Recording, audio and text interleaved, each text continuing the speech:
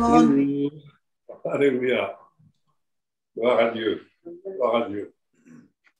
Je vais simplement introduire par une petite réflexion que j'ai écrite, que vous pouvez retrouver sur la page de votre édification.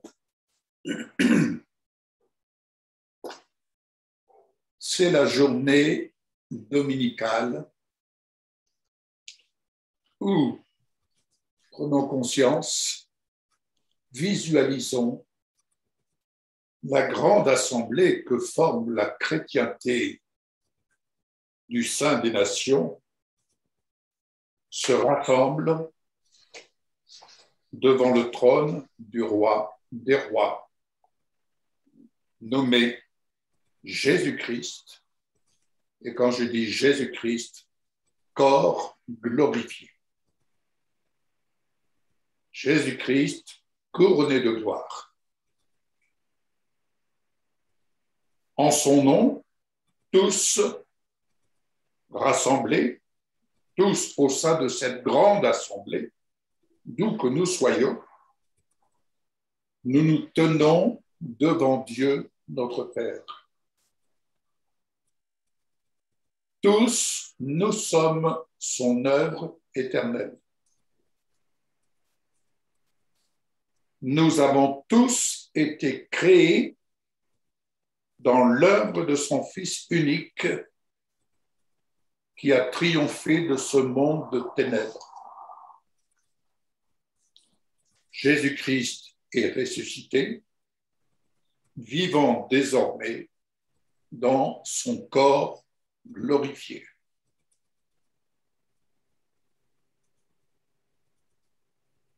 En conséquence, c'est en lui et avec lui, désormais, que nous sommes unis en présence de Dieu notre Père. C'est avec lui et en lui que nous sommes désormais en communion. En communion les uns avec les autres, en communion avec lui dans la présence du Père. C'est en lui et par lui que nous formons la grande assemblée dans toute sa diversité. Que le Saint-Esprit conduit dans la montée pour se tenir dans la salle du trône.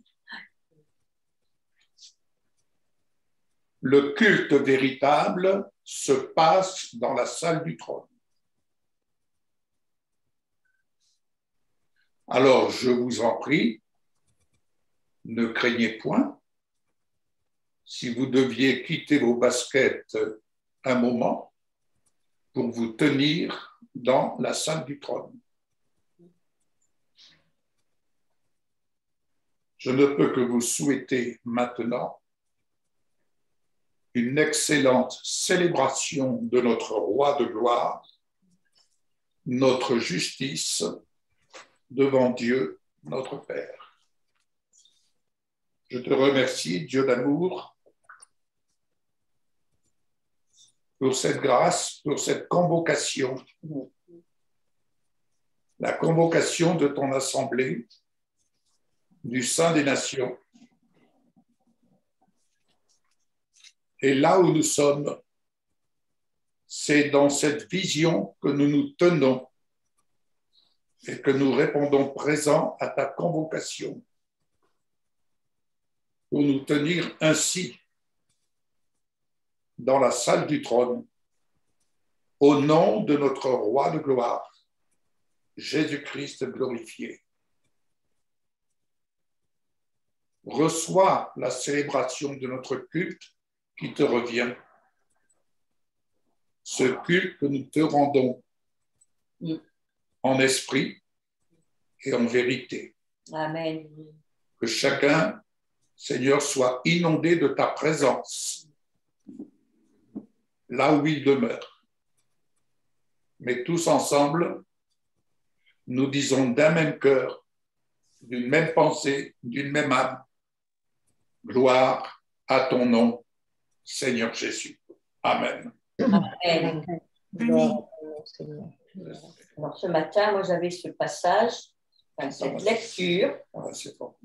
J'avais ce matin cette lecture. C'est dans le psaume 102, à partir du verset 17 et 19. Lui, l'Éternel rebâtira Sion. Il se montrera dans sa gloire, que cela soit écrit pour la génération future, la dernière génération, et que le peuple sera créé, et que le peuple qui sera créé célèbre l'Éternel. Ces mots résument l'aboutissement de cette dispensation. C'est la dernière génération, celle que tous les siècles ont attendue. Des événements merveilleux auront lieu dans les derniers jours de cette génération. Plusieurs d'entre eux ont déjà commencé, car le temps de mon retour approche, et j'apparaîtrai brusquement dans mon temple. Malachie 3, verset 1. C'est pourquoi maintenant il faut observer soigneusement les signes annonciateurs. J'ai commencé à rebâtir Sion, les deux Sion. Bizarre, quand j'entends ça, j'entends la Jérusalem, j'entends la Jérusalem céleste. Physique, alors les deux Sion, physique et spirituel, sont en reconstruction, elles se fortifient, s'élargissent, s'équipent et s'apprêtent, toutes deux en même temps. Cette activité a lieu en prévision de mon retour glorieux, de cette génération future, ou comme l'indique le texte hébraïque, de cette dernière génération, sortira un peuple particulier, un peuple d'adorateurs. Ils ont été créés pour me louer. Tu me loueras de bien des façons, avec les lèvres, des cantiques, des danses, et en ayant une personnalité pleine d'amour et de sainteté. Il est impossible qu'un peuple impur, impie et sans amour puisse me rendre l'honneur et la louange qui me sont dus. Il me faut donc un peuple sanctifié. Je fais passer mon peuple par le feu. Il est dépouillé, dénudé, séparé et lavé, afin que tous ses péchés et les forces qui le tenaient en esclavage soient consumés et que son être soit épuré. Quand mon peuple sera prêt, je reviendrai dans la gloire. Cet événement est proche, très proche. Le fait que j'agisse puissamment dans de nombreuses vies en témoigne. Aujourd'hui encore, je regarde sur la terre du haut des cieux, du haut de mon sanctuaire, et j'écoute les cris de mes prisonniers. Je ne les ai pas oubliés, je ne les oublierai pas. J'entends les plaintes que leur maître cruel leur arrache sous le fouet. Je compte les larmes de tous ceux qui doivent mourir. L'heure de leur délivrance et de leur liberté a sonné. Bientôt, les grandes portes de leur prison s'ouvriront, les captifs sortiront, ils reviendront, les âmes libérées. Amen. Amen. Amen. Amen. Toi, Jésus. Nous unissons, Père éternel, avec le cœur des anges, avec le cœur de tous tes bien-aimés, nous tous ensemble dans cette salle Zoom, réunis d'un même cœur, d'un même esprit, d'une même âme, Oui. pour t'apporter, Seigneur, notre reconnaissance, notre amour, notre adoration, notre louange, parce que tu es le seul digne, Seigneur, de recevoir cette adoration et cette louange. Elle est due à toi seul. Et nous voulons vraiment te l'apporter, Seigneur. Et unis au cœur des anges, unis aussi avec tous nos frères et sœurs qui se réunissent sur toute la surface de la terre. C'est vrai. Seigneur, nous nous tenons devant toi, te servent dans la louange et l'adoration. Et Seigneur, merci parce que nous savons qu'ils sont devant toi, dans la louange et dans l'adoration. Et nous savons, Seigneur, que c'est dans ce lieu céleste, dans ce lieu saint, que se passe le surnaturel, qui n'est autre que ton naturel, Seigneur, c'est-à-dire la guérison, la délivrance, la joie, la paix. Oui, merci Seigneur, parce que nous venons devant toi avec respect et révérence. Merci pour ce temps de culte, de louange que nous t'apportons. pour ta gloire, Seigneur. Seigneur, nous incluons dans ce temps de célébration, nous intégrons également dans la grande assemblée que forme la chrétienté du sein des nations. Pensons à ceux-là qui, dans leur prison, au milieu des persécutions, ceux-là qui sont dans les hôpitaux, sur leur lit de douleur. Seigneur, tu n'oublies personne. Et tu entends ce que le cœur de chacun exprime, faisant monter par l'esprit devant ta face sa reconnaissance. Reçois notre reconnaissance. À toi notre culte. À toi, Seigneur, notre action de grâce. À toi l'honneur. Amen. À toi la puissance. Oui, Jésus.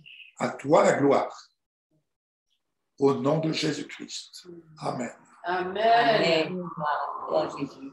Et je voudrais juste ajouter, pour Oui, Valérie. vraiment que nous ayons la confirmation vraiment que nous sommes inspirés ce matin, comme à chaque fois d'ailleurs, je crois. Mais au moment même où Yves a dit quand un membre du corps souffre, c'est tout le corps qui souffre. Ouais. J'étais en train de dire dans mon cœur cette parole. Mais à l'instant même, on était vraiment, vraiment en harmonie. Et tout ça pour dire que quand on apprend qu'un membre de nos amis, de nos connaissances, un serviteur de Dieu, est atteint dans son corps ou dans sa famille ou quelque chose, c'est pas juste pour qu'on se dise « Oh, le pauvre ». C'est vraiment pour qu'on prie pour lui. Ouais.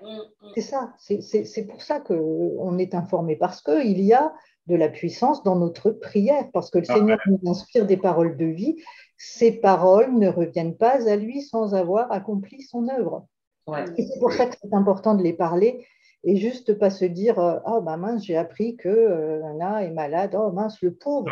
Non, c'est pas… Bien sûr, on est touché, on est affecté, mais ça va au-delà. C'est vraiment de prier, de proclamer des paroles de vie, parce que ces paroles agissent. On fait bouger le bras de Dieu. C'est notre rôle, nous sommes sa bouche. Amen, Oui, c'est vrai. Voilà. Le Seigneur a mis une pensée à vous servir, la pensée de Dieu, très simple, mais c'est sa parole qui va nous parler. Je vous invite vraiment à avoir un cœur tout simplement disposé et que le Saint-Esprit vraiment vienne vous ouvrir l'esprit, vous révéler dans votre cœur la pensée de Dieu. Amen. Alors pour ce faire, je vais demander l'assistance de Valérie avec la Bible juive parce que nous allons faire de la lecture. C'est enregistré. Moi, je vais lire dans la version seconde et Valérie lira derrière moi, au fur et à mesure, dans la version Bible juive, où j'ai pu remarquer c'est plus explicite, à mon avis, plus tranchant. Mais ça vous permettra de faire la comparaison et de suivre.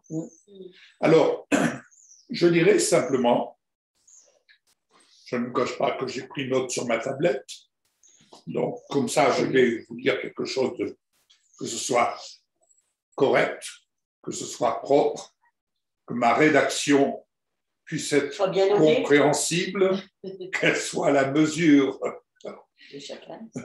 de chacun.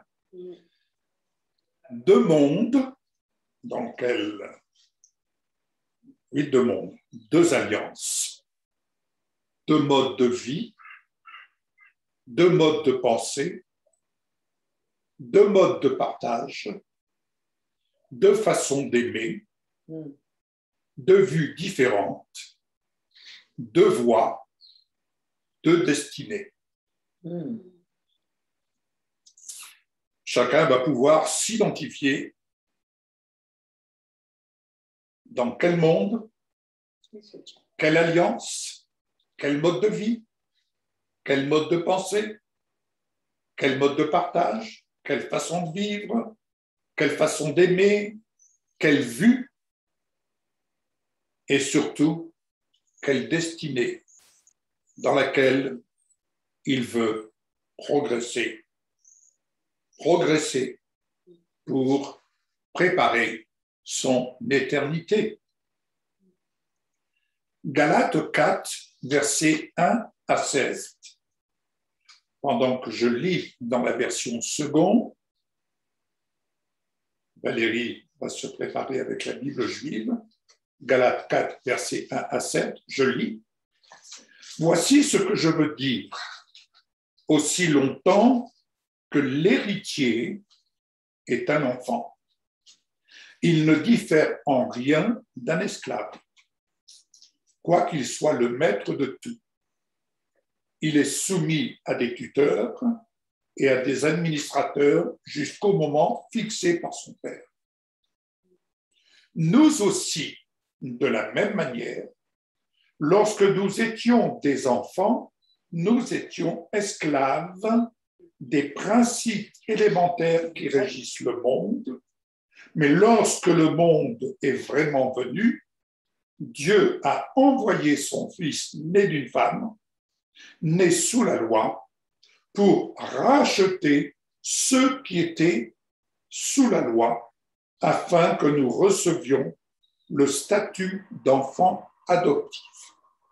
Et parce que vous êtes ses fils, Dieu a envoyé dans votre cœur l'esprit de son Fils qui crie « Abba, Père ». Ainsi, tu n'es plus esclave, mais fils, et si tu es fils, tu es aussi héritier de Dieu par Christ. Valérie. Voici ce que je veux dire. Aussi longtemps qu'il est mineur, l'héritier ne diffère en rien de l'esclave, bien qu'il soit le propriétaire légal de tous les biens. Il est soumis à des gardiens et à des tuteurs jusqu'à la date fixée par son père. Il en est de même pour nous. Lorsque nous étions des enfants, nous étions esclaves des forces spirituelles du monde, mais quand le moment fixé est arrivé, Dieu a envoyé son Fils. Il est né d'une femme, né dans une culture où la Torah, transformée en légalisme, était pervertie afin de racheter ceux qui étaient soumis à ce légalisme et nous permettre de devenir fils de Dieu. Et puisque vous êtes des fils, Dieu a placé dans nos cœurs l'esprit de son Fils, l'esprit qui crie « Abba », c'est-à-dire « Père » ou « Papa ». Ainsi, tu n'es plus esclave, mais fils. Et si tu es fils, tu es aussi héritier. Alléluia. Je voudrais simplement relever, dans la version Bible juive, on parle des forces spirituelles. On parle de la loi. Est-il nécessaire d'expliquer que toutes les lois qui gèrent une nation ne changent pas le cœur de l'homme? Bien plus, elles révèlent la nature rebelle dans le cœur des hommes. Donc, la loi n'a rien changé. La grâce de Dieu est venue nous libérer du légalisme. Jésus est l'accomplissement de la loi. Jésus est notre justice devant Dieu le Père. Amen. Et c'est en cela que nous devons ainsi veiller. Quel mode de pensée, quel mode de vie, quel mode de partage, quelle vue, quelle voie, quelle destinée dans laquelle nous désirons apprendre à vivre, en l'occurrence, à vivre la perfection selon Dieu. Amen. Amen. Donc, Éphésiens 2, versets 1 à 10.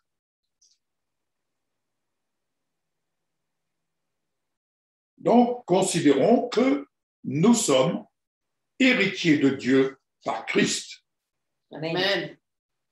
Et en tant qu'héritiers, nous avons à faire croître la vie de Christ en nous. c'est-à-dire à construire notre vie. À construire notre vie, ce que nous le construisons pas pour quelque temps ici-bas, nous le construisons pour l'éternité. Amen. Je lis. Quant à vous, vous étiez morts à cause de vos fautes et de vos péchés, que vous pratiquiez autrefois conformément à la façon de vivre de ce monde, conformément au prince de la puissance de l'air. Tout à l'heure, nous avons parlé des puissances spirituelles, de l'esprit qui est actuellement à l'œuvre parmi les hommes rebelles. Nous tous aussi, nous étions de leur nombre. Notre conduite était dictée par les désirs de notre nature propre, puisque nous accomplissions les volontés de la nature humaine et de nos pensées, et nous étions, par notre condition même, destinés à la colère, tout comme les autres, sans exception. Mais Dieu est riche en compassion, à cause du grand amour dont il nous a aimés, nous qui étions morts en raison de nos fautes.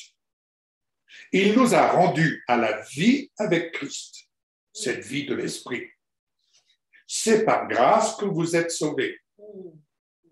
Il nous a ressuscités et fait asseoir avec lui dans les lieux célestes en Jésus-Christ, assis dans sa victoire. Il a fait cela afin de montrer dans les temps à venir, c'est lui qui montre au travers de nous, au travers de ses membres, au travers de son Église, l'infinie richesse de sa grâce par la bonté qu'il a manifestée envers nous en Jésus-Christ. En effet, c'est par la grâce que vous êtes sauvés, par le moyen de la foi, cette foi qui nous vient de lui. On ne parle pas de notre propre foi, mais nous parlons de la foi de Jésus qui nous habite, car la foi vient de ce que nous entendons de sa parole. Alléluia. Et cela ne vient pas de vous, c'est le don de Dieu. Ce n'est pas par les œuvres, afin que personne ne puisse se vanter. C'est dans ce sens, très souvent, que je fais une nuance entre le témoignage que je peux rendre, mais le témoignage que Jésus rend à sa parole. Je n'ai pas lieu de me vanter de quoi que ce soit, mais bien plus le témoignage que Jésus rend à sa parole. C'est ça le témoignage. Et nous en sommes, pour chacun d'entre nous, les témoins le jour où Jésus est venu dans notre vie. En réalité, c'est lui qui nous a fait. Nous avons été créés en Jésus-Christ pour des œuvres bonnes que Dieu a préparées d'avance afin que nous les pratiquions. Amen. Amen. Amen. Alors, vous étiez morts à cause de vos péchés et de vos actes de désobéissance. Vous avez marché autrefois selon le cours du Olam Haser, et vous avez obéi au chef des puissances de l'air, qui agit toujours parmi les enfants de la désobéissance. Nous aussi, nous vivions tous de cette manière, selon les passions de notre vieille nature, obéissant à ses désirs ainsi qu'à nos pensées. Nous étions, de par notre nature charnelle, voués à la colère de Dieu, tout comme les autres. Mais la miséricorde de Dieu est d'une richesse infinie, et il nous aime d'un si grand amour que lorsque nous étions morts à cause de notre désobéissance, il nous a rendus à la vie avec le Messie. C'est par grâce que vous avez été libérés, à savoir, il nous a ressuscités avec le Messie et nous a fait asseoir avec lui dans les lieux célestes, afin de démontrer dans les siècles à venir la richesse infinie de sa grâce et combien sa bonté est grande envers ceux qu'il a unis dans le Messie Yeshua. Car c'est par la grâce que vous avez été libérés par le moyen de la foi, et ceci ne vient pas de vous, mais c'est un don de Dieu. Vous n'avez pas été libérés par vos propres œuvres, afin que nul ne se vante, car nous sommes l'ouvrage de Dieu, créés dans le Messie Yeshua pour une vie de bonnes œuvres que Dieu a préparées d'avance pour nous afin que nous les pratiquions. Alléluia. Alors, vous voyez la notion de sauver ici, libéré. Nous sommes libérés. Nous possédons en Christ une richesse dont nous ne devons point négliger le contenu de cette richesse. Au contraire, nous affectionner aux choses d'en haut, c'est monter de degré en degré, allant de gloire en gloire, à mettre en valeur la richesse d'en haut dans notre vie, qui est bien plus précieuse que les richesses d'en bas. L'Église, la chrétienté, ne doit pas se tromper. L'Église, la chrétienté ne doit pas se tromper. Ce n'est point que le Seigneur ne souhaite pas nous voir bénis sur un plan matériel, mais entendons bien, Jésus souligne, rechercher le royaume de Dieu et sa justice, et toute chose vous sera donnée en plus. Il ne s'agit pas d'inverser les choses, de rechercher les choses d'en bas. Autrement dit, que sais-je, le voisin possède une maison, je veux moi aussi une maison. Le voisin a une belle voiture, je veux aussi une belle voiture. Et je demande au Seigneur, Seigneur, tu me donnes une belle voiture.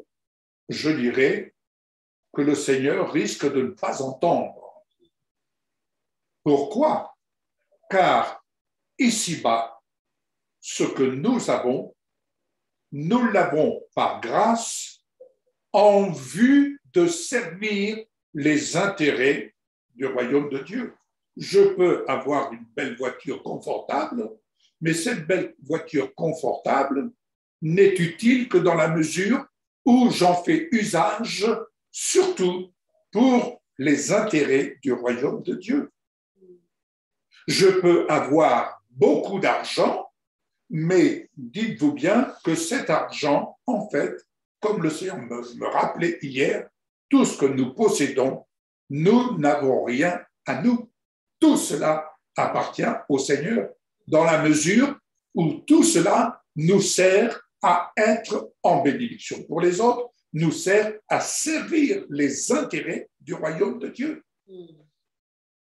Amen. Amen. Il y a des hommes et des femmes qui sont appelés envoyés de Dieu sur le terrain, mais il y a des hommes et des femmes envoyés de Dieu pour soutenir ceux-là qui vont sur le terrain. Il y a des hommes et des femmes qui sont rendus capables, j'allais dire, de faire de l'argent, si je puis dire, de manière à servir les intérêts du royaume de Dieu. Tout cela, c'est l'œuvre d'un même corps. Alléluia. Donc, nous sommes libérés, vivons libérés de toute contrainte et vivons libérés de manière à servir avec joie et librement les intérêts du royaume de Dieu. Et tout le reste nous sera donné en plus pour chacun d'entre nous. Amen. Amen. Alléluia. Amen. Vous savez, si aujourd'hui on me donnait une grande maison avec 11 pièces, je vous dirais non, j'en ai pas besoin. Pour d'autres, diraient ah, c'est super, ça répond à mon besoin. Mais pour l'instant, non, je dirais non. Pourquoi?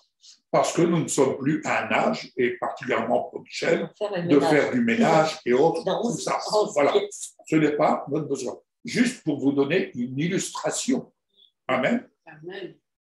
Poursuivons.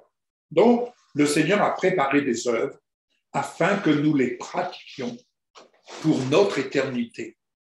Pour notre éternité. Amen. Galates 4, versets 12 à 20. Je lis. Frères et sœurs, je vous en supplie, c'est l'apôtre Paul qui parle.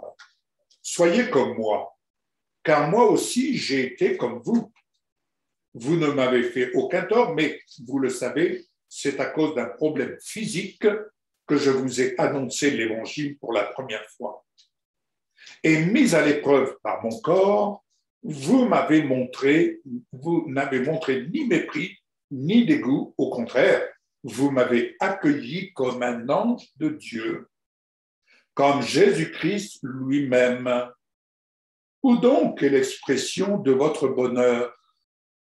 Où donc est l'expression de votre bonheur? En effet, je vous rends ce témoignage, si cela avait été possible, vous vous seriez arraché les yeux pour me les donner. Suis-je donc devenu votre ennemi en vous disant la vérité?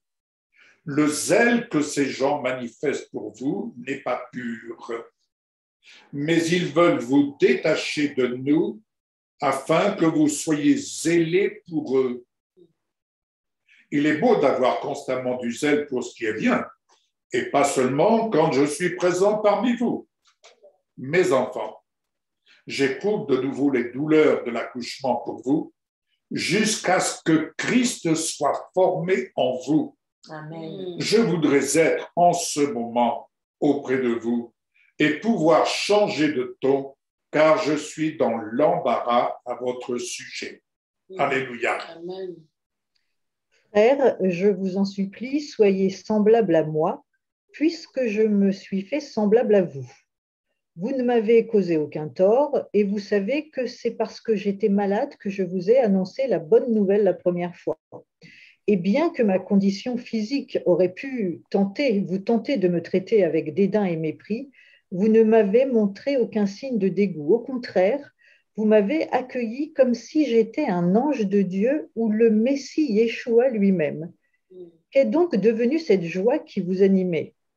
Car je vous rends ce témoignage. S'il avait été possible, vous vous seriez arraché les yeux pour me les donner. Suis-je devenu maintenant votre ennemi parce que je vous dis la vérité? C'est vrai, ces enseignants sont pleins de zèle pour vous, mais leurs intentions ne sont pas bonnes. Ils veulent vous séparer de nous afin que vous deveniez zélés pour eux. Être zélé en soi, très bien, mais il faut que la cause soit bonne. En effet, que je sois présent ou non parmi vous, mes chers enfants, je souffre de nouveau pour vous les douleurs de l'enfantement et je continuerai jusqu'à ce que le Messie soit formé en vous. J'aimerais tant être en personne avec vous et changer le ton de mon discours. Je suis perplexe à votre sujet. Alléluia. Amen. Amen. J'éprouve de nouveau les douleurs de l'accouchement jusqu'à ce que Christ soit formé en vous. Si je devais donner une définition de la motivation en salle Zoom, que Christ soit formé en vous comme en nous. Amen. Que Christ soit formé en vous comme en nous. Ouais. Amen. Que Christ soit formé en vous comme en nous et que nous allions de degré en degré, conscients que nous portons la richesse de l'amour de Dieu dans notre vie, le temple que nous sommes, le vase que nous sommes. Alléluia. Amen. Parole de justice que nous possédons et que nous avons la grâce de faire entendre. Galates 4, versets 21 à 31. Rappelez-vous, sommes libérés, donc sauvés. Dites-moi, vous qui voulez être sous la loi, ne comprenez-vous pas la loi? En effet, il est écrit qu'Abraham a eu 2 fils, un de la femme esclave, un de la femme libre. Mais celui de l'esclave est né par volonté humaine. Et celui de la femme libre est né et le fruit de la promesse. Ces faits ont une valeur allégorique car ces femmes représentent 2 alliances. Je vous ai dit en préambule, 2 mondes, 2 alliances. L'une vient du mont Sinaï et donne naissance à des esclaves. C'est Agar. En effet, Agar, c'est le mont Sinaï en Arabie, et elle correspond à la Jérusalem actuelle, c'est-à-dire celle d'en bas, qui vit dans l'esclavage avec ses enfants. Mais la Jérusalem d'en haut est libre, c'est elle qui est notre mère. Nés de nouveau, nous sommes nés d'en haut, de la Jérusalem d'en haut. Libérés de la loi, libérés du légalisme.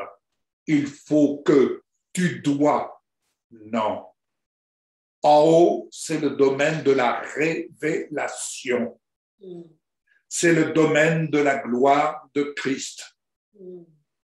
Et lorsque nous nous affectionnons aux choses d'en haut, c'est pour en recevoir la révélation que l'Esprit de Dieu nous donne sur notre destinée, notre mode de vie, notre mode de partage, la voie dans laquelle nous devons marcher, à tous égards, et pratiquer ce qu'en haut, le Seigneur nous fait grâce et ce pourquoi il nous qualifie afin que son œuvre se révèle autour de nous. De fait, il est écrit, « Réjouis-toi stérile, toi qui n'as pas eu d'enfant, éclate de joie et pousse des cris de triomphe, toi qui n'as pas connu les douleurs de l'accouchement. En effet, les enfants de la femme délaissée seront plus nombreux que ceux de la femme mariée. Nous, frères et sœurs, comme Isaac, nous sommes les enfants de la promesse. Tu es un enfant de la promesse de Dieu, Amen. né de Dieu. Tu es choisi de Dieu. Amen. Tu es qualifié par lui et pour lui. Alléluia. Amen. Le Fils né par volonté humaine persécutait alors celui qui est né grâce à l'Esprit. Et il en va de même maintenant encore. Mais que dit l'Esprit? Que dit l'Écriture? Chasse l'esclave et son fils, car le fils de l'esclave n'héritera pas avec le fils de la femme libre. Ainsi, frères et sœurs, nous ne sommes pas les enfants de l'esclave, mais de la femme libre. Alléluia. Amen. Je lis? Oui. Dites-moi, vous qui voulez être soumis à ce système perverti qui consiste à changer la Torah en légalisme, n'entendez-vous pas ce que la Torah déclare? Il est écrit qu'Abraham avait 2 fils, un de la femme esclave et l'autre de la femme libre. Celui de la femme esclave est né selon les capacités naturelles et limitées de l'homme, mais celui de la femme libre est né par l'œuvre puissante et surnaturelle de Dieu, conformément à la promesse. Or, il y a dans ces choses un midrash. Les 2 femmes représentent 2 alliances. La première est celle du mont Sinaï qui enfante pour la servitude. Il s'agit d'Agar. Agar, c'est le mont Sinaï en Arabie. Elle correspond à la Yerushalayim actuelle qui est esclave avec tous ses enfants. Mais la Yerushalayim d'en haut est libre, et c'est elle notre mère. Car il est écrit dans le Tanakh, « Réjouis-toi, femme stérile qui n'enfante pas, éclate et pousse des cris de joie, toi qui n'es point en travail, car la femme délaissée aura bien plus d'enfants que celle qui est avec son mari. Vous, mes frères, comme Yitzhak, vous êtes des enfants dont il est fait mention dans une promesse de Dieu. Mais, comme autrefois, celui qui est né selon les capacités naturelles et limitées de l'homme persécutait celui qui est né par la puissance surnaturelle de l'esprit, il en est encore ainsi maintenant. Néanmoins, que déclare le Tanakh? Chasse la femme esclave et son fils, car le fils de la femme esclave n'aura pas part à l'héritage avec le fils de la femme libre. Aussi, mes frères, nous ne sommes pas des enfants de la femme esclave, mais de la femme libre. Alléluia. Amen. Amen. Chasse l'esclave et son fils. Cette pensée qui surgit à mon esprit, Le fils de l'esclave a un langage. Le fils de la promesse a un langage. Ouais. Comment l'adversaire peut-il fuir devant toi si tu as le même langage que lui? Oui. Nous devons veiller à tenir le langage du fils de la promesse que nous sommes. Et le langage du fils de la promesse met en fuite le langage du fils de l'esclave. Vous comprenez? Il y a en nous, comme disait un cher ami, serviteur de Dieu, 2 sacs. Choisis le bon sac. Tu puises dans le bon sac ou tu puises dans le mauvais sac. Tu puises l'inspiration dans le cœur, dans la richesse de Dieu, ou tu puises ton inspiration dans les richesses de ce monde. Ici, l'esclave, le fils de l'esclave et le fils de la promesse, 2 langages différents, 2 natures différentes. Très souvent, on combat contre soi-même. Cesse de te battre contre toi-même. Mais si tu apprends à construire en tenant le langage du fils de la promesse, tu vas donc tenir le langage de la justice de ton Dieu révélé en Jésus-Christ. Et ainsi, tu anéantiras le langage du fils de l'esclave. C'est la lumière qui met en fuite les ténèbres. Amen. Amen. Alors, nous allons prendre 3 versets. D'abord, Jean 8, 23.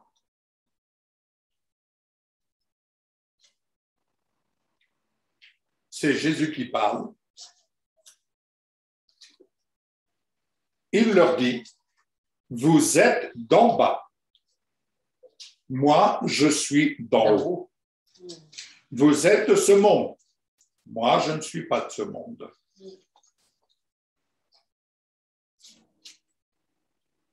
Voyez, Jésus enseigne 2 voies différentes, 2 natures différentes, 2 nourritures différentes. De quoi te nourris-tu? De quoi nourris-tu ta vie, favorisant ton éternité? Car ce que tu sèmes dans ta vie, tu le récolteras dans l'éternité en haut. Alléluia. Amen. Amen. Je laisse Valérie lire le verset. Yeshua leur dit, vous êtes d'en bas et moi je suis d'en haut. Vous êtes de ce monde, mais moi je ne suis pas de ce monde. Voilà, même version. Maintenant, Luc 5, verset 32. Luc 5, verset 32, c'est Jésus qui parle. Je ne suis pas venu appeler des justes. Y a-t-il un seul juste sur la terre? Un seul juste. Je ne suis pas venu appeler des justes, mais des pécheurs à changer d'attitude, à changer de bord. Vous en conviendrez, tout ce que nous entendons ici-bas, Aloïs, si tu me permets, mon petit gars, il y a une réflexion que tu as partagée et qui m'a percuté. Vous étiez parti à la plage et quand vous êtes rentré, tu as dit « Mais quel monde !» À entendre leur blablabla, mais quel monde, quelle pauvreté. Eh bien oui, tu as défini, je pense que le Seigneur t'a montré l'état du monde en quelques mots. Oui. Voilà, tu ne pouvais pas mieux dire. Vous pouvez. Alors Jésus dit, je ne suis pas venu appeler des justes, mais ces gens dont tu parles, c'est eux que je suis venu appeler afin qu'ils changent d'attitude, qu'ils changent de mentalité, qu'ils changent dans leur cœur. Mais comment peut-il changer? À commencer à changer leur langage. Parce que notre langue est un petit membre qui peut embraser toute une forêt, n'est-ce pas? Et notre langue est source de vie ou source de mort. Je laisse Valérie, je ne sais pas s'il y a quelque chose de différent. Non, pas beaucoup. Je ne suis pas venue pour appeler les justes, mais les pécheurs, pour qu'ils se détournent du mal en revenant à Dieu. En revenant à Dieu. Voilà. Changer d'attitude, la repentance, c'est ça. Revenir à Dieu. Ouais. Penser juste, penser autrement, partager sa vie autrement. Matthieu 10, verset 34. Là, il y a quelque chose qui va. Je suis sûr que ça vous a bien souvent heurté, mais écoutez bien. Matthieu 10, verset 34. Ne croyez pas que je sois venu apporter la paix. Chaque fois que je lis ça, ça me troublait un peu. Ne croyez pas que je suis venu apporter la paix sur la terre. Je ne suis pas venu apporter la paix, mais l'épée. De quelle épée s'agit-il? L'épée de l'esprit. L'épée de l'esprit. L'épée de l'esprit, c'est le langage de l'esprit que chacun d'entre nous apprend à tenir. Car l'épée de l'esprit, c'est l'épée de la parole, car la parole de Dieu est aussi tranchante qu'une épée à double tranchant, n'est-ce pas? Elle a pour but de séparer ce qui est ténèbres, ce qui est lumière. Alléluia. Amen. Valérie. Ne croyez pas que je sois venu apporter la paix sur la terre. Ce n'est pas la paix que je suis venu apporter, mais L'épée. Alléluia. Donc, faisons usage de l'épée de l'esprit. Ne négligeons pas. Quand vous êtes malade, si ça vous arrive d'être malade, je dirais la chose autrement. Pardon, vous voyez, je veux corriger mon langage. Si vous êtes touché par la maladie, il est important de parler la vérité face à l'adversité. Ouais. Ok, je suis touché par la maladie, mais je vais parler la vérité. Et là, vous parlez face à l'adversité.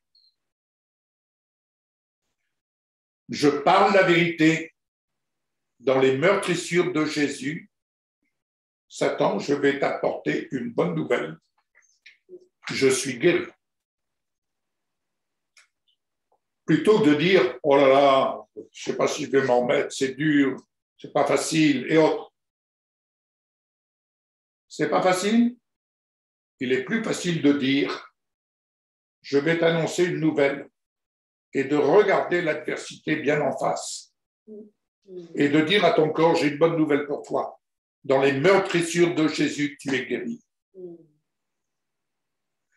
Et lorsque vous allez commencer de parler ce langage, oh, je ne doute pas un instant qu'une petite voix vienne vous susurrer. Tu crois vraiment?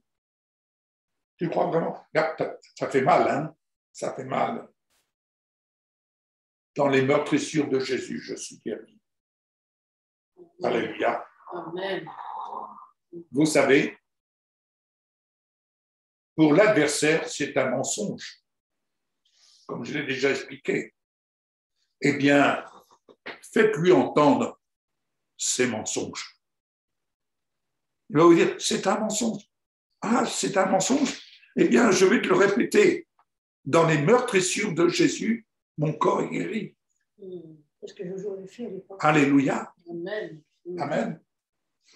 Joshua avait fait ça, Oui. il avait 5 ans, et Yves était parti en Afrique, et il a été à l'hôpital parce qu'il était couvert de boutons bleus, et ils ont dit à Sandrine, ils avaient parlé de purpura, je ne sais pas quoi, et Séverine, j'avais dit à Séverine, tu ne regardes pas sur Internet. Si tu veux vraiment voir le miracle, ne regarde pas sur Internet. Et on avait appelé Yves et il avait dit à Jojo, tu vas dire au diable un mensonge. Puisqu'il dit que tu es malade, tu vas lui dire, c'est ça, hein? Oui, oui. Tu vas lui dire, par les meurtrissures de Jésus, je suis guéri. Pour le diable, c'est un mensonge. Mais pour Dieu, c'est la vérité. Et Jojo avait fait ça. Et le lendemain, c'était le lendemain, le lundi, il a été refaire une prise de sang parce que c'était urgent, purpura, hein, c'était pas une bonne nouvelle. Hein. Et puis, quand il est sorti de là-bas, le médecin, ils ont eu les résultats, il a dit, je comprends pas ce qui s'est passé. L'enfant, il a produit un anticorps plus fort que ce qu'il avait. On a compris. Alléluia. On a compris que c'était le Seigneur qui était intervenu. Voilà, c'est l'œuvre de la parole. Colossiens 3, versets 1 à 17, je vais conclure. Si donc vous êtes ressuscités avec Christ, bien-aimés, recherchez les choses d'en haut où Christ est assis à la droite de Dieu. Et c'est là que nous sommes assis avec lui. Attachez-vous aux réalités d'en haut et non à celles qui sont sur la terre. En effet, vous avez connu la mort et votre vie est cachée avec Christ en Dieu. Quand Christ, votre vie, apparaîtra, alors vous apparaîtrez aussi avec lui dans la gloire. Votre vie en Christ, Christ en vous, c'est votre vie. C'est elle qui triomphe de ce monde. Mettez-la en valeur. Favorisez cette vie. Faites donc mourir en vous ce qui est terrestre, l'immoralité sexuelle, l'impureté, les passions, les mauvais désirs et la soif de posséder, qui est une idolâtrie. C'est à cause de cela que la colère de Dieu vient sur les hommes rebelles. Vous aussi, autrefois, lorsque vous viviez parmi eux, vous marchiez dans ces péchés. Mais maintenant, renoncez à tout cela, à la colère, à la fureur, à la méchanceté, à la calomnie, aux grossièretés qui pourraient sortir de votre bouche. Ne vous mentez pas les uns aux autres, car vous vous êtes dépouillés du vieil homme. Alléluia.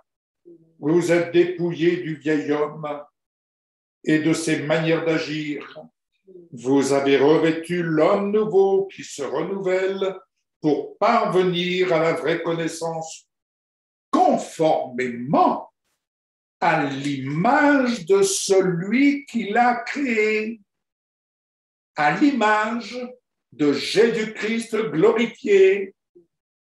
Il n'y a plus ni juif, ni non-juif, ni circoncis, ni incirconcis, ni étranger, ni sauvage, ni esclave, ni homme libre, mais Christ est tout et en tous. Ainsi donc, en tant qu'être choisi par Dieu, saint et bien-aimé, revêtez-vous de sentiments de compassion, de bonté, d'humilité, de douceur et de patience, supportez-vous les uns les autres, et si l'un de vous a une raison de se plaindre d'un autre, pardonnez-vous réciproquement, tout comme Christ vous a pardonné, pardonnez-vous aussi.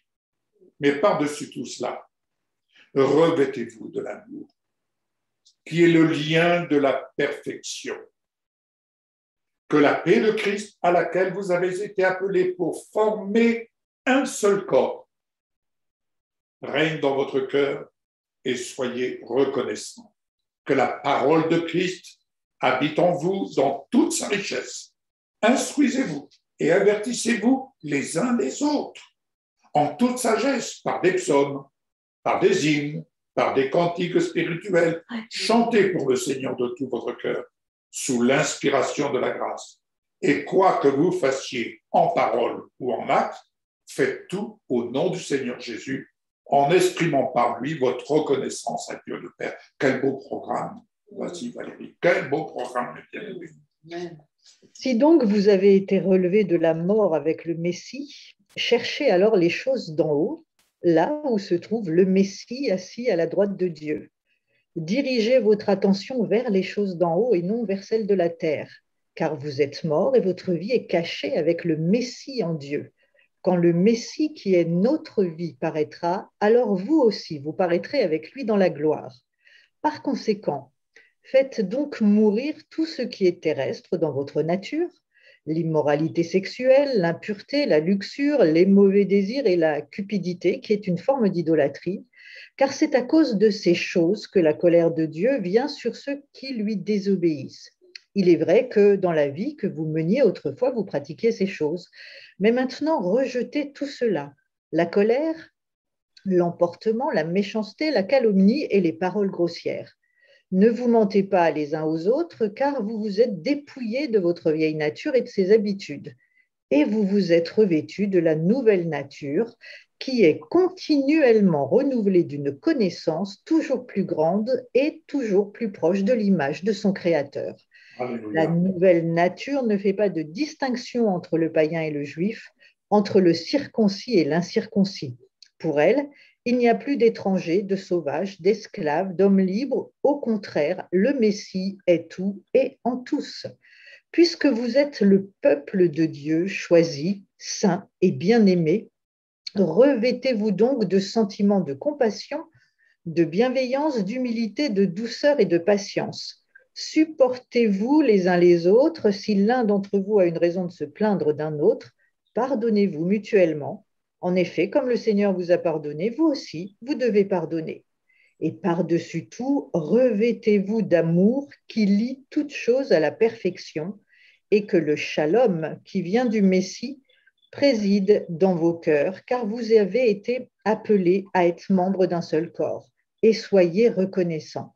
Que la parole du Messie vive en vous dans toute sa richesse, vous enseignant et vous exhortant les uns les autres en toute sagesse, et quand vous chantez des psaumes, des hymnes et des chants spirituels, soyez reconnaissants envers Dieu. Quoi que vous fassiez en parole ou en acte, faites-le au nom de Yeshua, en remerciant par lui Dieu le Père. Alléluia. Amen. Bien-aimés, la nature de Dieu désormais, c'est un océan d'amour dans lequel chacun apprend à nager. Amen. Amen. Amen. Je poursuis et je termine ici. Jean 17, versets 11 à 19.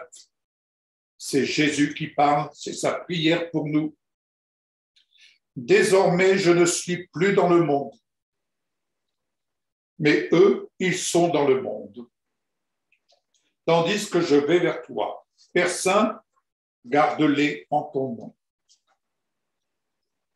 Ce nom que tu m'as donné, afin qu'ils soient un comme nous. Lorsque j'étais avec eux dans le monde, je les ai gardés en ton nom. Oui. J'ai protégé ceux que tu m'as donnés, et aucun d'eux ne s'est perdu, à part le fils de perdition, afin que l'écriture soit accomplie. Maintenant, je vais vers toi et je dis ces paroles dans le monde, afin qu'ils aient en eux ma joie, une joie complète. Je leur ai donné ta parole, et le monde les a détestés parce qu'ils ne sont pas du monde. Tout comme moi, je ne suis pas du monde. C'est normal que le monde ne nous aime pas dès lors que nous tenons un autre langage. Il ne faut pas se faire d'illusions. Le monde ne peut pas nous aimer. Je ne te demande pas de les retirer du monde, mais de les préserver du mal. Comment peut-on se préserver du mal? Tout simplement en restant positionné dans la victoire de Jésus, en construisant, en développant l'œuvre de la parole dans notre vie, de manière à résister, à tenir ferme dans notre identité en Jésus-Christ. Ils ne sont pas du monde, tout comme moi, je ne suis pas du monde. Consacre-les par ta vérité. Ta parole est la vérité. Tout comme tu m'as envoyé dans le monde, je les ai, moi aussi, envoyés dans le monde. Je les ai aussi envoyés dans le monde. Nous sommes, chacun d'entre nous, choisis, envoyés dans le monde. Vous entendez? Nous sommes, pour chacun d'entre nous, choisi, envoyé dans le monde, pas pour être envoyé cloîtré entre quatre murs, mais envoyé dans le monde. Je souligne ici, si vous me permettez cette parenthèse, lorsqu'on regarde le film de Mère Teresa, la biographie, son plus grand combat a été de ne point se laisser récupérer par les membres de la communauté dans laquelle elle était, qui voulaient la faire revenir dans le cloître, alors que pour elle, elle disait « Jésus m'envoie là dans le monde ». C'est dehors que ça se passe. Et c'est là toute la différence. Donc, je les ai moi aussi envoyés dans le monde et je me consacre moi-même pour eux afin qu'eux aussi soient consacrés par la vérité. Jésus s'est consacré lui-même pour nous. C'est fait dans notre union avec lui. Nous sommes ses instruments de bénédiction. Marion, tu es un instrument de bénédiction auprès des patients vers lesquels tu as la grâce de pouvoir te rendre pour servir, pour les soigner, pour apporter. Mais ta présence dans la richesse que tu possèdes en toi, lorsqu'elle émane de toi, c'est une odeur de vie que tu apportes. Alléluia. Et ceci est valable pour chacun d'entre nous. Amen. Amen. Nous sommes destinés à répandre l'odeur de la vie de Christ. Alléluia. Amen. Vas-y, Valérie. Maintenant, je ne suis plus dans le monde. Ils sont dans le monde, mais moi, je viens à toi.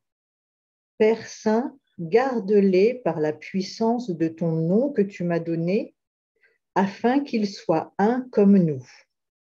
Quand j'étais avec eux, je les ai gardés par la puissance de ton nom que tu m'as donné. Oui, j'ai veillé sur eux et aucun d'entre eux n'a été détruit, sauf celui qui était voué à la destruction afin que le Tanar soit accompli. Mais maintenant, je viens à toi et je dis ces choses pendant que je suis dans le monde, afin qu'ils puissent recevoir en eux-mêmes ma joie rendue parfaite. Je leur ai donné ta parole et le monde les a haïs, parce qu'ils n'appartiennent pas au monde, comme moi non plus, je n'appartiens pas au monde. Je ne te demande pas de les enlever du monde, mais de les protéger du malin. Ils n'appartiennent pas au monde comme je n'appartiens pas au monde.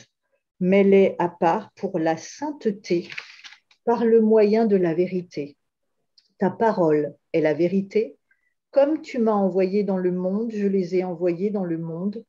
Pour eux, je me mets à part dans la sainteté, afin qu'eux aussi soient mis à part dans la sainteté par le moyen de la vérité. Amen. Amen. Amen. Alléluia. Voilà le message, l'exhortation que le Seigneur nous fait grâce d'entendre.